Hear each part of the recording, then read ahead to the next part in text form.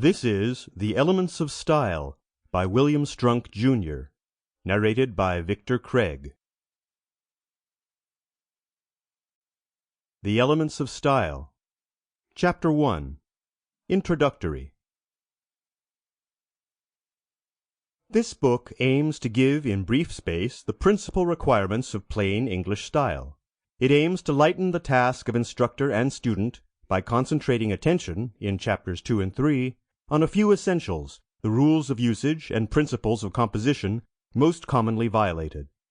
In accordance with this plan, it lays down 3 rules for the use of the comma, instead of a score or more, and 1 for the use of the semicolon, in the belief that these 4 rules provide for all the internal punctuation that is required by 19 sentences out of 20.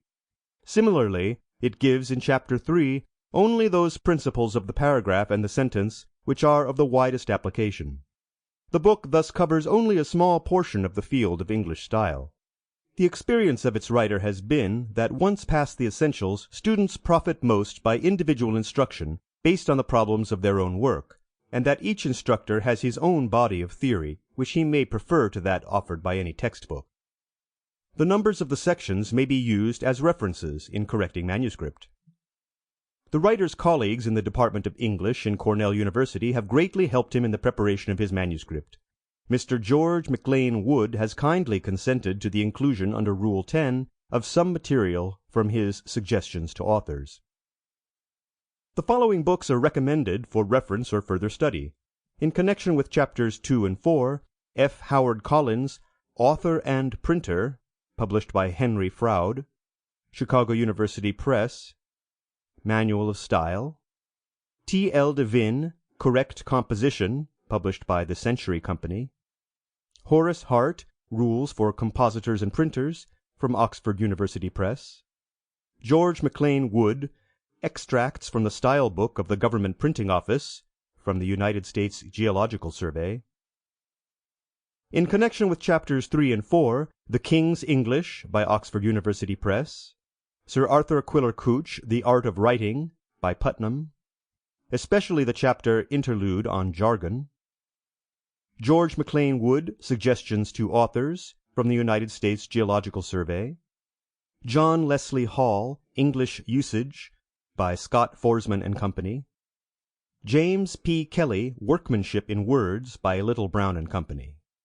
In these will be found full discussions of many points here briefly treated, and an abundant store of illustrations to supplement those given in this book. It is an old observation that the best writers sometimes disregard the rules of rhetoric. When they do so, however, the reader will usually find in the sentence some compensating merit, attained at the cost of the violation. Unless he is certain of doing as well, he will probably do best to follow the rules. After he has learned, by their guidance, to write plain English adequate for everyday uses, then let him look for the secrets of style to the study of the masters of literature.